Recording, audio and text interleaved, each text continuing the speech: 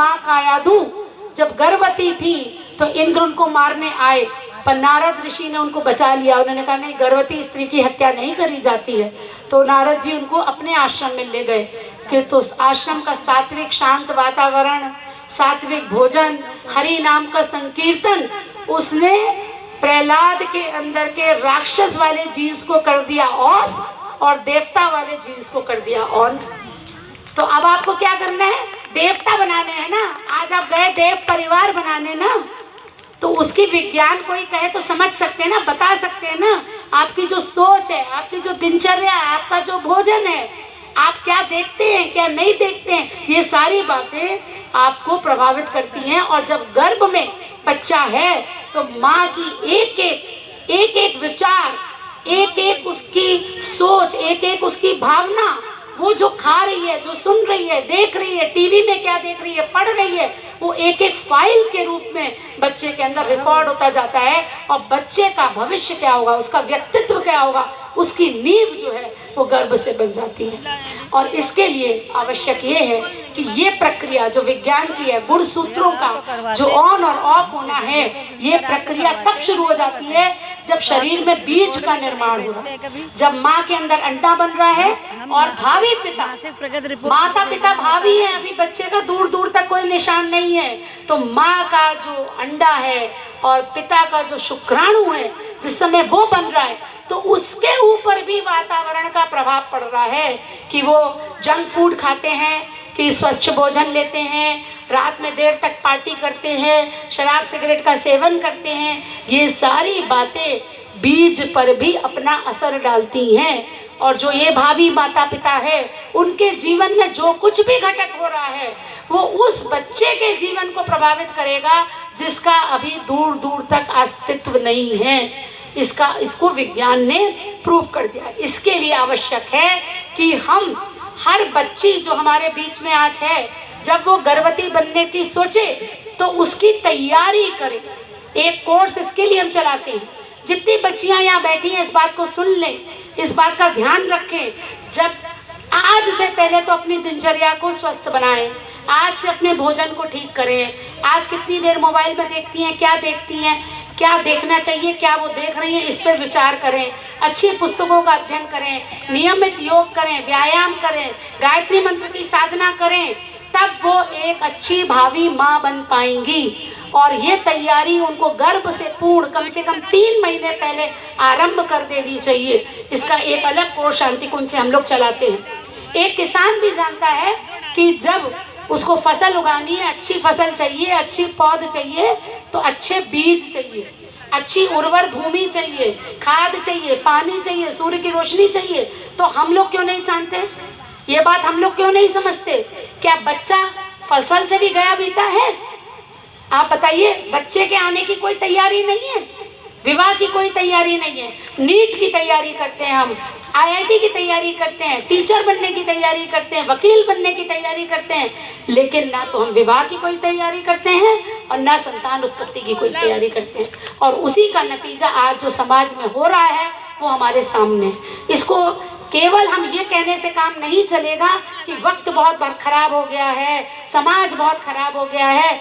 अगर ये कहने का हक आपको तब है जब आप इसमें कोई कदम उठाते हैं। तो कितने लोग यहाँ पे हैं जो कुछ कदम उठाना चाहते हैं इसके ऊपर? बहुत कम है। और हाथ बढ़ाइए थोड़े से। यहाँ तक कि जब बच्चा गर्भ में आ रहा होता है, उस समय का वातावरण भी महत्वपूर्ण है। ये विज्ञान कह रहा है, ये वर्नी वेंट्रॉप की स्टडी है कि जब बच्चा गर्भ में आ रहा है, उस समय माता पिता के बीच में प्रेम का, सम्मान का अगर वातावरण है, तो बच्चा अपने जीवन में सफल होएगा, स्वस्थ होएगा। और वही अगर बच्चा जब गर्भ में आ रहा है तो माता पिता के बीच में घृणा का भाव है, या नशे की हालत में बच्चा गर्भ में आ रहा है, तो ये बच्चा कई सारी बीमारियों से ग्रसित हो सकता है। इसके अंदर शारीरिक मानसिक विकार हो सकते हैं। सत्यवती की बच्चों की कथा पता है आपको? विचित्र वीर महाभारत में, किसी को पता है कि नहीं? महाभारत में सत्यवती थी, उनके पुत्र विचित्र वीर की मृत्यु हो गई। तो अब उनकी जो 2 बहुएं थी, अंबिका अंबालिका, वो विधवा हो गई। उस समय समाज में एक नियम था नियोग का। अगर किसी विधवा को संतान देनी है तो बहुत उच्च चेतना के रूप में के रूप में किसी उच्च व्यक्तित्व को बुला करके नियोग के द्वारा संतान कराई जाती थी। तो सत्यवती ने अपने ज्येष्ठ पुत्र वेद व्यास जी को बुलाया। जब अंबिका उनके पास गई तो डर के मारे उन्होंने आंखें बंद कर ली, तो उनके पुत्र हुए धृतराष्ट्र जो जन्म से अंधे थे। अंबालिका जब गई तो उन्होंने थर थर कांपने लगी वो डर के मारे, क्योंकि वेद व्यास जी का प्रभाव ऐसा था, वो तपस्वी व्यक्ति, ज्ञानी व्यक्ति, तो उसके सामने वो डर के कांपने लगी। तो उनके पुत्र हुए पांडु जो हमेशा पीलिया से ग्रसित रहे। अंबिका ने डर के मारे अपनी दासी को भेज दिया कि अब सास मुझे डांटेंगी, तो दासी जो निडर रही, तो उनसे जो पुत्र हुए महात्मा विदुर। ये वातावरण किस समय जब प्लानिंग होएगी तब तो आप कहोगे ना कि मुझे एक महान संतान चाहिए, नहीं तो अचानक से संतान आ गई, उस समय कैसे भाव आपके थे वो उसके जीवन में दिखाई देगा। भोजन का इतना महत्व है क्योंकि इसके ऊपर रिसर्च हुई है कि आज जो 30 साल में 35 साल में डायबिटीज़, हाइपरटेंशन, ओबेसिटी, ये हाई ब्लड प्रेशर, शुगर बढ़ जाना, कैंसर, मोटापा, ये जो बीमारियां हो रही हैं वो हो रही हैं क्योंकि उस बच्चे ने गर्भकाल के दौरान कुपोषण को अपने सहन किया था जब वो माँ के गर्भ में था। अब कुपोषण केवल मात्रा की कमी से नहीं होता, आप गलत खाना खाएंगे, दिन भर आप जंक फूड खाएंगे, पिज़्ज़ा खाएंगे, चाउमीन खाएंगे, बाजार का तेल इस्तेमाल करेंगे, तो डेफिनेटली आपको कुपोषण होगा। इसको कहते हैं fetal origin of adulthood diseases, मतलब वो बीमारियां जो होती तो बड़े होने पर पे, पर उसकी जो नींव होती है वो गर्भ में पड़ जाती है। अब आप स्क्रीन पे अगर दिख रहा हो तो देखिए कि गर्भ में बच्चा कैसे विकास होता है गर्भ में बच्चे का। तो ये बच्चे की भ्रूण तालिका है। तो सबसे इम्पॉर्टेंट चीज़ होती है हमारा ब्रेन। एक बड़ी कार आप लेकर के आते हैं तो आप क्या करते हैं, उसमें प्रीमियम पेट्रोल डलाते हैं क्योंकि इंजन अच्छा रहे। हमारे भी शरीर का इंजन है हमारा दिमाग, मस्तिष्क, और वो मस्तिष्क गर्भ धारण के 2 हफ्ते बाद ही बनना शुरू हो जाता है। लगभग 80% ब्रेन गर्भ में ही बन जाता है, और 2 साल के बच्चे का जो मस्तिष्क होता है वो बड़े मस्तिष्क के जैसा होता है, बिल्कुल उतने ही न्यूरॉन्स, उतना ही उसके अंदर सर्किट डेवलप हो जाता है, सारे अंग बनने लगते हैं। अब जब माँ डॉक्टर के पास ही नहीं जा रही, जब प्लानिंग ही नहीं करी, तो उसने टेस्ट भी करती है हफ्ते 10 दिन बाद, तो उसे पता चलता है कि वो गर्भवती होगी। कभी कभी महीने 2 महीने बाद उसको पता चलता है कि वो गर्भवती है, और तब तक तो पूरा मस्तिष्क बन के तैयार हो जाता है, मस्तिष्क का आधार भी तैयार हो जाता है। 14वें सप्ताह में बच्चे की स्वाद की इंद्रियां बन जाती हैं। 16वें सप्ताह में मस्तिष्क की एक एक कोशिका 2.5 लाख प्रति मिनट की रफ्तार से बढ़ती है। इतनी तेजी से मस्तिष्क बढ़ रहा है।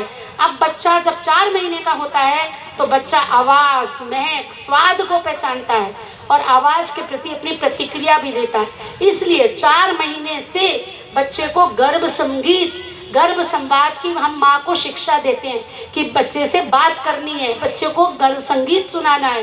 कैसा संगीत? सुरीला, ढम ढम ढम ढम वाला संगीत नहीं, सुरीला, कर्णप्रिय, श्लोक, भजन या रागों पे आधारित गीत। अब 6ठे माह में मस्तिष्क की कोशिकाएं 5 लाख प्रति मिनट की रफ्तार से बढ़ती हैं। इतनी तेजी से बच्चे का मस्तिष्क बढ़ रहा है। आपने नवजात शिशु देखा है ना, बच्चे का सिर बड़ा होता है शरीर के अनुपात में। सिर क्योंकि गर्भ में मस्तिष्क तेजी से बनता है, सारी सूचनाओं को वो ग्रहण करता है। अब बच्चे के भावनात्मक केंद्र भी बन जाते हैं। बच्चा प्यार, खुशी, दुख, तनाव सबको पहचानता है। किसके द्वारा? किसके द्वारा बताइए? माँ के द्वारा। तो माँ अगर प्रसन्न रहेगी तो बच्चा प्रसन्न होएगा, माँ अगर गुस्सा करेगी तो बच्चा चिड़चिड़ा होएगा। ये अभी आपको दिखाएंगे। इसीलिए क्यों होता है ये? विज्ञान क्या कहता है? जब माँ खुश होती है तो खुशी वाले हार्मोन्स निकलते हैं, जब माँ गुस्सा करती है, तनाव करती है तो तनाव वाले हार्मोन्स निकलते हैं। तो ये फोटो आप दिखाइए, या फोल्डर एक मिलेगा आपको, आप स्टॉल पे जाकर ले सकते हैं। तो अब माँ को तय करना है उसको कैसा बच्चा चाहिए, खुश मिजाज, प्रसन्न, सफल होने वाला बच्चा चाहिए, या ऐसा बच्चा जो हर समय रोता रहता है, चिड़चिड़ाता रहता है, कभी पेट में दर्द होता है, कभी कान में दर्द होता है। और यही बच्चों के अंदर कई सारे विकार भी डेवलप होते हैं। ये